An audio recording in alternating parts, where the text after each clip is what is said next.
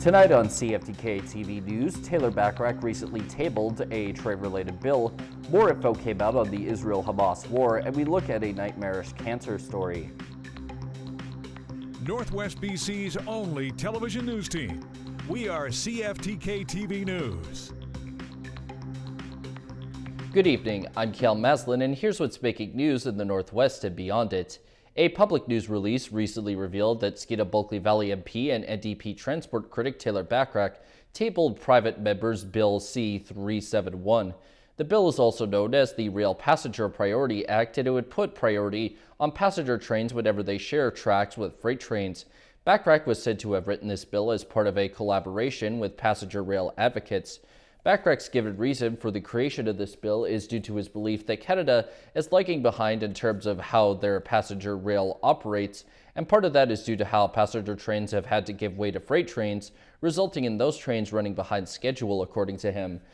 Beginning this Sunday, Bachrach will be riding a train from Toronto to BC, where he will be talking about the bill as well as Canada's future in passenger rail. In a press release that was just sent out, Shames Mountain let it be known that they are forming a partnership to keep one of their services intact. The mountain has gotten a donation of around $78,000 from LNG Canada to make sure that their lift passes will remain available via a partnership between the public libraries in the cities of Terrace, Kitimat, and Prince Rupert, and MMC Shames Mountain. As of today, just in time for the opening weekend for the mountain, all of the mentioned libraries will have 4 dated day passes available for every operating day for the entire 2023-2024 season at Shames. Similar to other library items, those passes can be checked out for a day for free, but the pass will only be good for 1 day. For more information on these passes, contact your local library.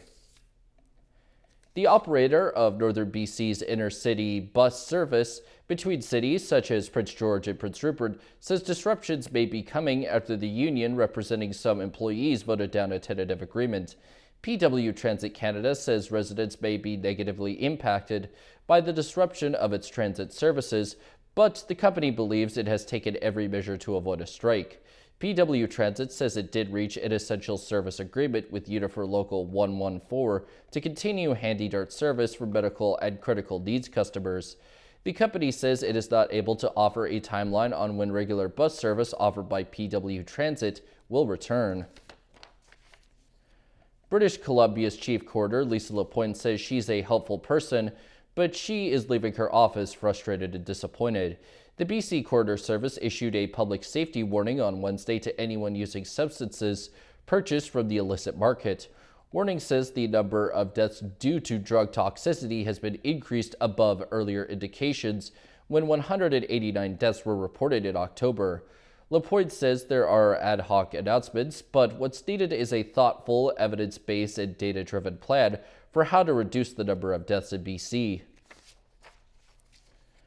White House National Security Advisor Jake Sullivan met with Palestinian Authority President Mahmoud Abbas in the West Bank.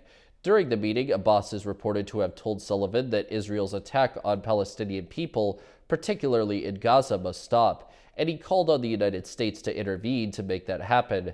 Meanwhile, dozens of Israeli women gathered in Tel Aviv, calling for an immediate ceasefire in the war. We want to save the lives that remain, because every minute that passes by just causes more misery and more pain that will be very, very hard to reverse. The women dressed in all white and sat in silence in what they say is a culture that forbids talks of peace and reconciliation.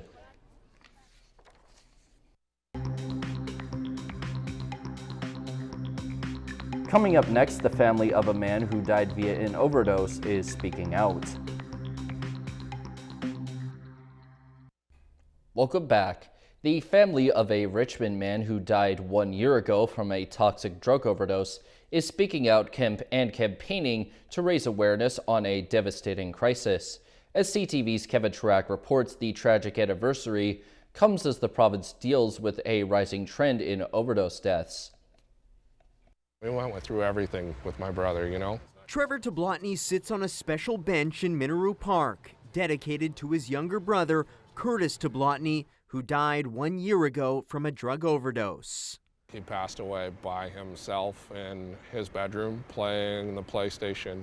For years, Curtis battled mental illness and addiction.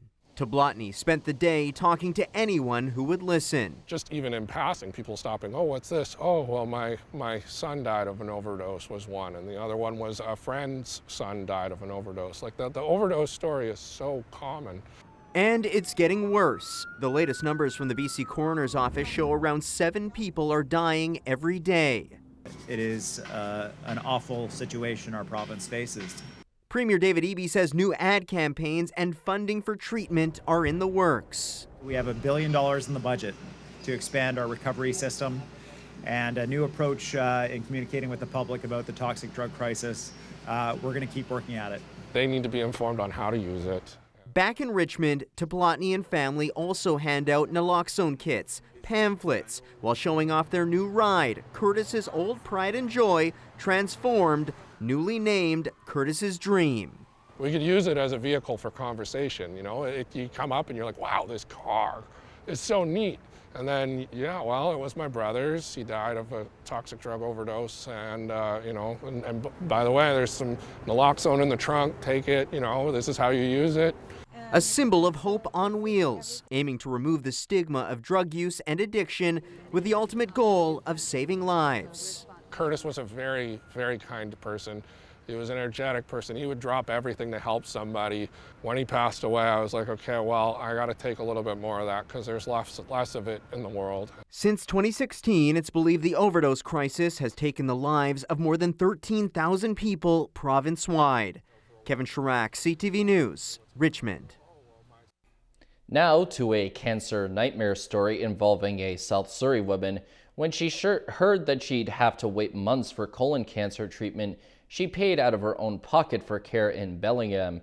And as Shannon Patterson reports, she was shocked to discover that the BC Cancer Agency said that she can no longer be their patient. Sheila Visick is a vibrant, active 60-year-old. I row competitively. I travel internationally for work. So really sideswiped, caught off guard by a routine colonoscopy result. It confirmed she has colon cancer. Surgery in late September determined it's stage 3. BC Cancer Agency, when they did finally connect with me, told me it would be mid-November before I would see an oncologist. And I kind of lost it. I was like, what do I do in the meantime? On October 4th, she contacted North Cascade Cancer Centre in Bellingham, where some BC patients are being sent for treatment. And the appointment she was offered? October 6th. 36 hours later, I met with a man who honestly is going to save my life. But chemotherapy for colon cancer isn't one of the treatments being covered for BC patients at the clinic in Bellingham. So Visick and her husband decided to pay out of pocket there, nearly $10,000 US for 4 rounds of chemo. Timely, consistent care has to happen now. And we talked about basically a budget to get it going, thinking that we would start and then switch back to BC Cancer Agency. In November, midway through her chemo treatments in Bellingham, Visick says she was told she'd been discharged from the BC Cancer Agency and was no longer eligible for support services here. It felt very much like, yeah, you've rejected our core services. You don't get anything else. In a statement, the BC Cancer Agency said, in some cases, patients who independently arrange to receive cancer treatment out of country do not require additional care and oversight from a BC cancer oncologist. In this case, they are followed up by their primary care provider. Visick doesn't understand why she can't be seen by doctors at the BC Cancer Agency alongside her chemo appointments in Bellingham. I am their patient even though they've discharged me. They may not acknowledge that, but they're the single provider of cancer care in this province, and I'm a cancer patient. While she's been told her chemo infusions are working, I'm afraid of what I need in the future. I'm afraid that it won't be there. So fear of having to deal with BC Cancer again is pretty overwhelming. So if she needs further treatment, the mother of 3 is likely to head back over the border, knowing it's an option many simply can't afford. Shannon Patterson, CTV News. It's been 4 years since a pair of VPD constables handcuffed a 12-year-old girl and her grandfather for no discernible reason, and still the officers have not apologized in person. Now the chief of the Heiltsuk Nation is asking the police complaints commissioner to order the officers to do just that. Ben Milger has the story. When we do finish this, I'll present it to the VPD. More than a year ago, Maxwell Johnson wanted to gift this artwork to Vancouver police, but couldn't because of these two empty chairs. Because the two officers didn't attend, I can't do that right now. In 2019, officers detained Johnson and his then 12-year-old granddaughter, Tori Ann, at this Vancouver bank, handcuffing them on the busy sidewalk, despite the fact they had committed no crime. 4 years later, Johnson and his granddaughter continue to wait for an apology. A Police Act investigation found Constables Cannon Wong and Mitchell Tong abused their power and ordered a written apology. But Johnson and the Heiltsuk Nation thought they'd also be making one in person. This is something that, really does prevent being able to move forward in a positive way. It doesn't bring any closure, and it doesn't uphold the settlement agreement that, was agreed to. As part of a separate human rights settlement, members of the Vancouver Police Board and Chief Adam Palmer attended a feast at the Big House in Bella Bella last year. But Constables Wong and Tong did not. Heiltsuk customs do not allow for anyone to apologize on their behalf. The settlement also called on VPD to implement various new anti-racism policies. That work hasn't been able to progress because, the apology ceremony, was not carried out. Following the community feast, Palmer would not acknowledge wrongdoing on the part of his officers. I'm not going to have you put words in my mouth. I explained to you that I accept the findings of the Police Act investigation, and we're here to move forward in a positive way with the Heiltsuk Nation, which is what we're going to do. In a statement, the Vancouver Police Board says it has honored the terms of the settlement agreement in good faith. BC's Human Rights Commissioner was tapped to monitor the progress of the agreement and will provide her opinion on that in an interim report expected in the new year. Ben Milger, CTV News, Vancouver. Turning to tonight's weather, the North Coast is likely to have clear conditions and it's low at only 0 degrees. The Terrace-Kitimat area is expected to deal with periods of snow and a low of only -4 degrees, and the Bulkley Valley and Lakes District is likely to see periods of snow of its own and the low all the way down at -8 degrees. On the North Coast, the upcoming week for that area is supposed to maybe have sun to start, then rain and clouds after that with the high moving between 6 and 4 degrees.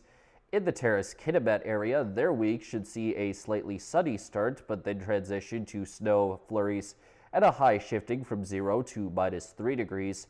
And in the Bulkley Valley and Lakes District, their next week or so should entail pretty much only snow, clouds, and flurries, with the high bouncing between 0 and -5 degrees. Checking out the highways now, visit Drive BC for the latest and up-to-date conditions, and as always, drive safe out there.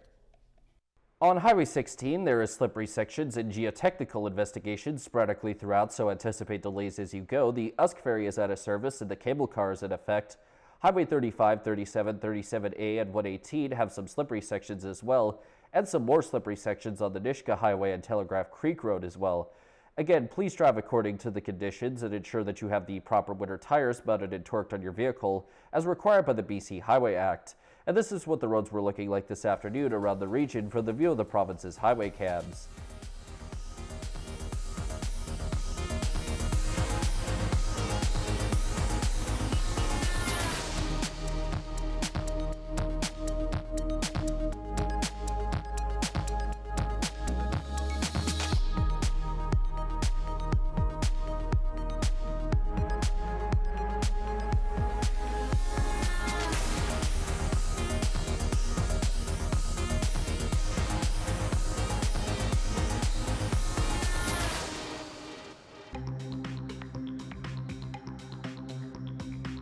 Still to come, Prince Harry recently won a lawsuit.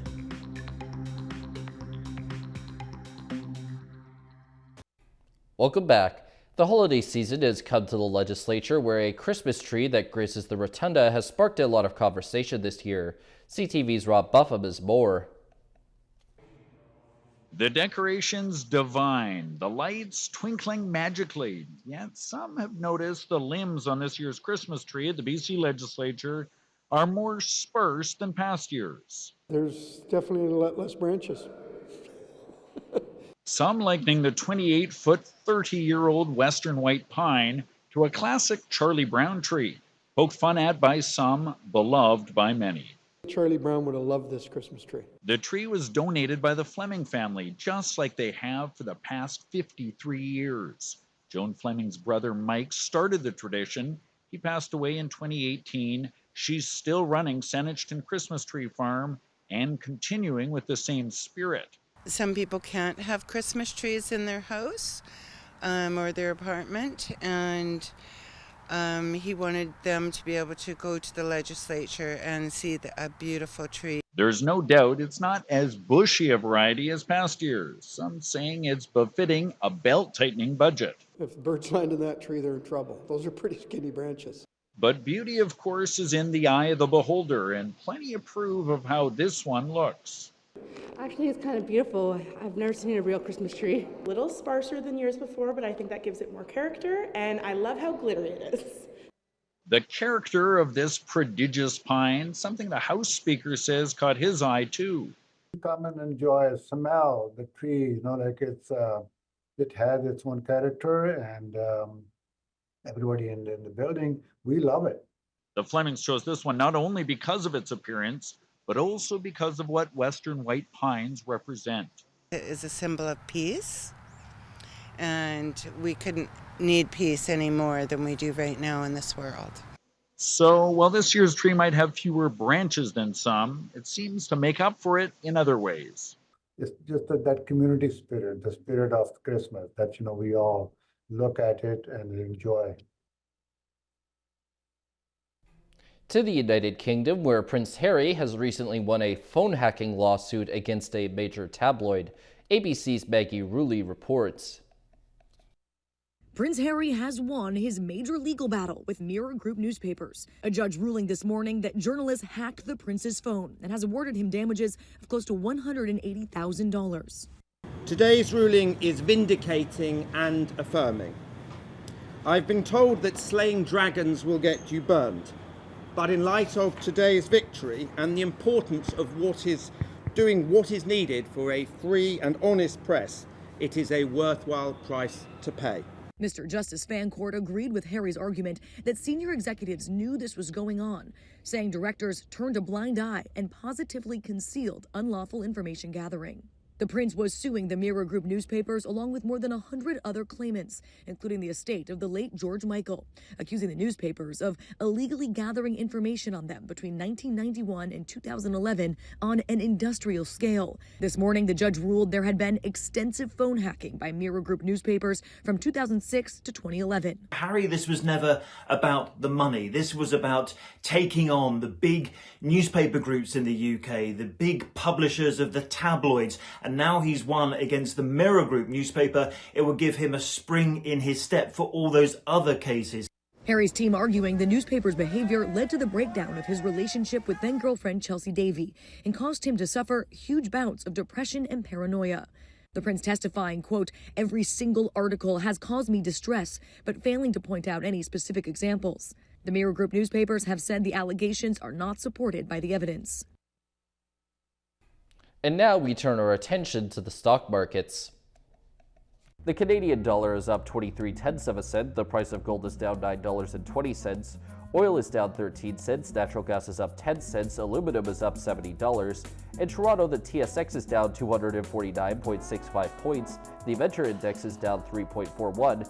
In New York, the Dow Jones is up 56.81, and the Nasdaq is up 52.36. Still ahead is a look back at the career of the Canucks' greatest ever goalie. Welcome back. It was a special night at Rogers Arena as the Canucks welcomed Roberto Luongo into their Ring of Honor. The Hall of Fame goalie holds multiple team records and led the Canucks to Game 7 of the Stanley Cup Final in 2011. CTV's Ben Nesbitt reports.